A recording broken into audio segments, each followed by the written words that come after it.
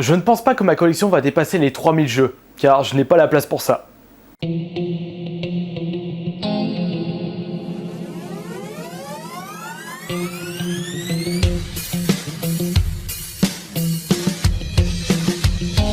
Et puis j'aimerais également plus mettre en valeur mes jeux vidéo parce que là c'est vraiment, comme vous pouvez le voir, rangé mais compressé. Il y a rien du tout en valeur par rapport à d'autres photos de collection que j'ai pu voir sur internet ou des photos de collection que vous m'avez envoyées via message Facebook. Moi j'aimerais bien faire étaler ma collection d'une autre façon, mais ce sera peut-être pour ma future maison, pas pour tout de suite. Et bon, faut dire que là il y en a déjà 2500 et si je dépasse les 3000, je sais pas où les foutre. Alors pour cette semaine en achat hebdo, eh bien c'est une petite semaine parce que j'ai acheté moins de 20 jeux. Il y a 2, 4, 6, 8, 10, 12, 14 jeux, une boîte, quelle boîte, ça vous montrera après, et 2 manettes. Faut dire que c'est pas grand chose. Pour commencer, vous allez me dire, qu'est-ce que tu portes un t-shirt de Call of Duty Black Ops 2? Pourquoi? C'est parce que en rapport avec le premier jeu que je vais vous montrer, pour ceux qui auraient regardé mon compte rendu vide-grenier du dimanche dernier, j'avais trouvé ce jeu Black Ops 2 pour seulement 1 euro. 1 euro à Black Ops 2, c'est limite un petit peu plus cher qu'une baguette de pain. Mais j'avais eu du pot, je pense que la femme me le faisait pour seulement 1 euro parce que je l'avais trouvé dans un bac de DVD, de cassettes vidéo. J'avais fait comme ça. Ça, c'est une bonne méthode si vous désirez avoir des jeux pas chers. Vous voyez un bon jeu comme ça dans un tas de DVD, vous prenez comme ça, vous demandez bonjour, faites combien ça? Elle va vous demander, elle vous dira ou il vous dira 1 euro ou 2 euros pour s'en débarrasser, sans savoir que c'est un jeu PS3 qui part encore pour 15 euros dans les cash. Et donc 1 euro Black Ops 2, ça c'est un bon prix. Par contre, je l'ai toujours pas testé. J'ai bien aimé l'histoire du Black Ops 1, donc il faudrait que je teste le 2. Peut-être que l'histoire est mieux ou moins bien. Ça, on le sait jamais. Les suites, le plus souvent, les suites, c'est toujours moins bien. On continue avec, je vous ai trouvé un autre GTA 5. La semaine dernière, je l'avais trouvé pour 3 euros. Là, j'en ai trouvé un autre pour 6 euros. Moins de 10 euros une nouvelle fois. Et je vais encore en trouver d'autres des GTA 5 en tout cas. Par contre, un GTA 5 à 1 euro, ça va être dur. Ça va être même très dur. Il faut vraiment que j'ai un coup de peau, mais de monstrueux. Nous continuons avec un jeu de voiture. Je l'avais trouvé dans un bac de jeux PSP. Je l'ai eu pour 2 euros. Comment il s'appelle? Street Supremacy. Je ne connais même pas ce jeu. Ce qui m'a intrigué, c'est l'éditeur ou le développeur Konami. Je me dis tiens, ils ont fait un jeu de voiture. Et donc je me dis peut-être que ça peut être pas mal. Parce que pour moi, Konami, ça me fait penser à Silent Hill. Mais Silent Hill n'est pas un jeu de course, je le sais. On continue avec un jeu de sport sur PS5. Qu'est-ce que je l'ai squatté avec mon frère jumeau. On le possédait pas, mais c'était un copain ou un collègue à notre père. Et quand on allait chez quand on était petit, on jouait à sa PS1 et on jouait surtout à ce jeu. Track and Field. Bonjour les ampoules des mains, tapotage de manette, défonçage de joystick et de boutons. Du coup, j'ai pu le retrouver complet pour seulement 1 euro. Je suis content comme de cette trouvaille. Il faut se faire plaisir quand on fait la collection de jeux vidéo. Nous continuons avec un autre jeu PSP, Power Stone Collection ou Collection.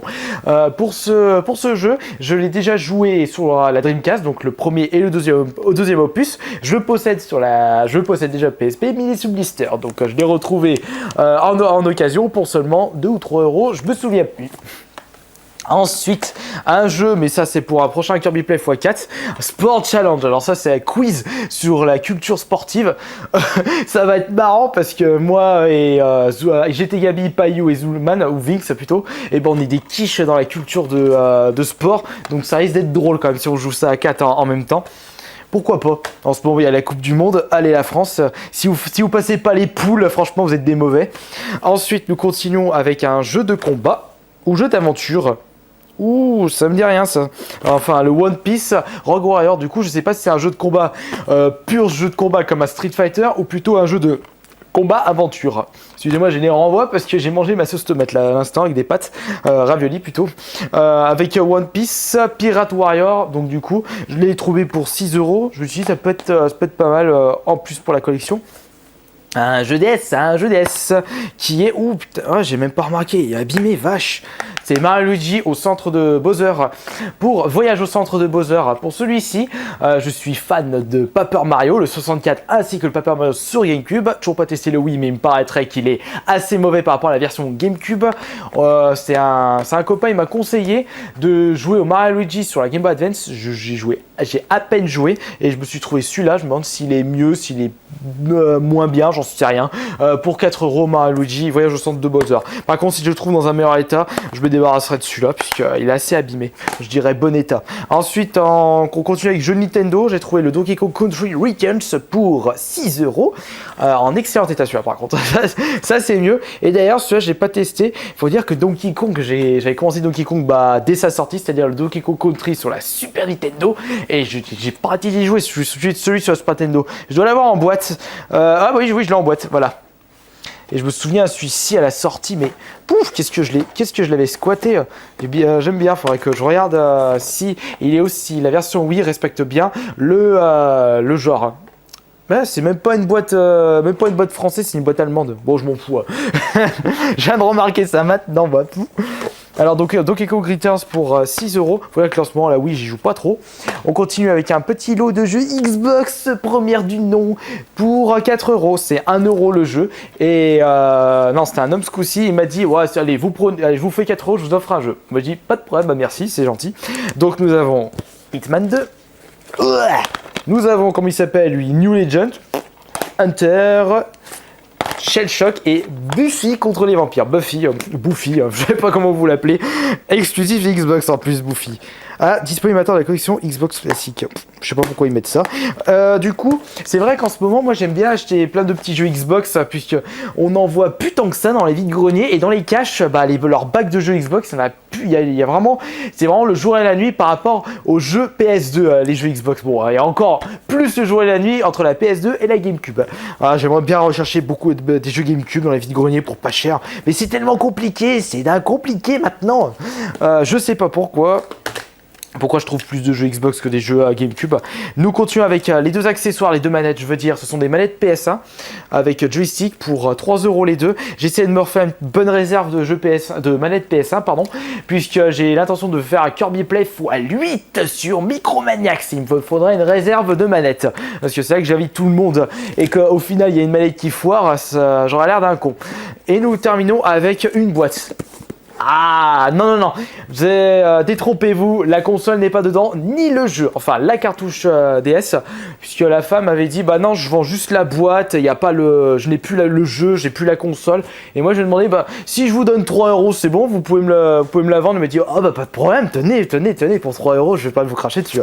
Et au final, c'est vrai que même si le fourreau Mario Kart est un peu abîmé de ce côté-là ou ici, au moins la boîte de la DS est franchement nickel, et je n'avais pas la boîte de la DS Tank de couleur grise, et au final j'ai avec le petit four Mario Kart, j'ai même la boîte du Mario Kart avec ne peut être vendue séparément, et comme je dois avoir un Mario Kart cartouche seul qui doit traîner dans ma collection, et bien c'est cool.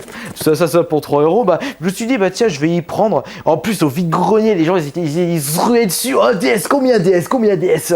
Bah le problème c'est qu'elle vendait pas la DS, la pauvre femme, elle était elle était arrivée à la bourre dans le vide-grenier, il y avait tout le monde qui était sauté dessus, et moi je faufile, j'ai dit excusez-moi madame, bonjour, faites à combien la boîte? Et elle m'a dit mais il n'y a pas le jeu. Discuté vite fait pendant 2 minutes alors qu'il y avait tout le monde tout autour.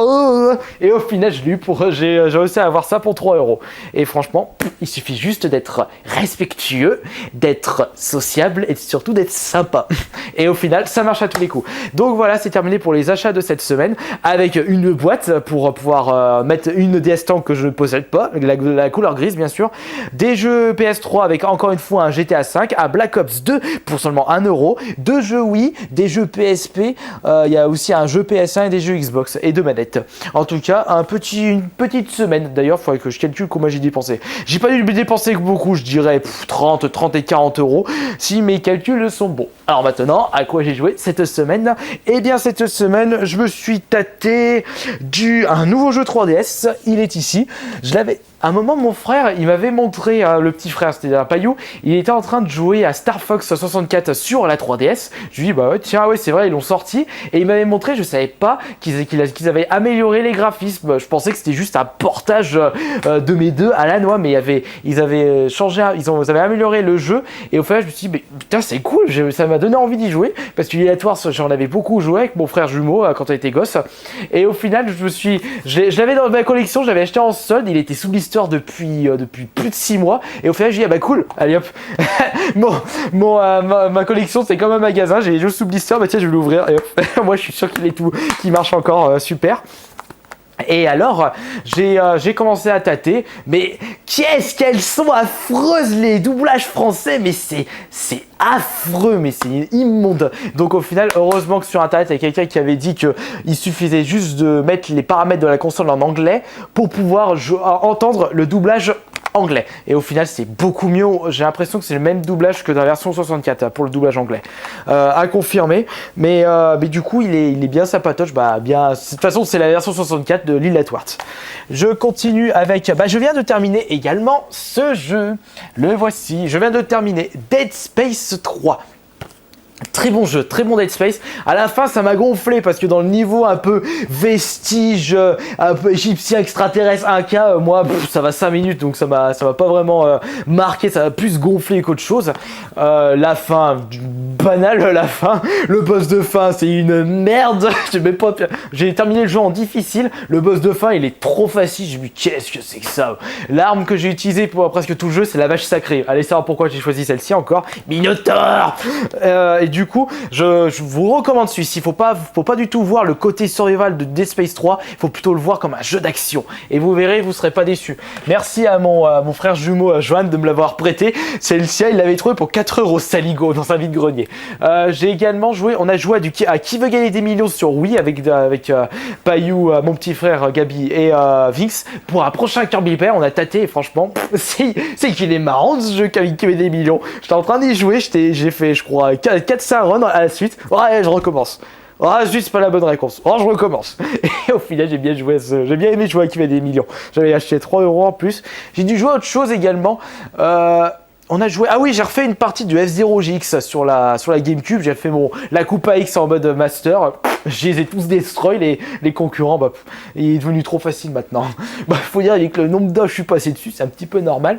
Je termine avec un autre jeu, mais je me souviens plus. Ouais, c'est déjà pas mal. Donc voilà, c'est terminé pour les achats hebdo de cette semaine. Je vous dis à la prochaine pour d'autres vidéos. J'en ai plein en attente. J'ai trop de choses à faire. J'ai pas le temps de faire toutes les vidéos que je souhaite faire. Allez, à la prochaine.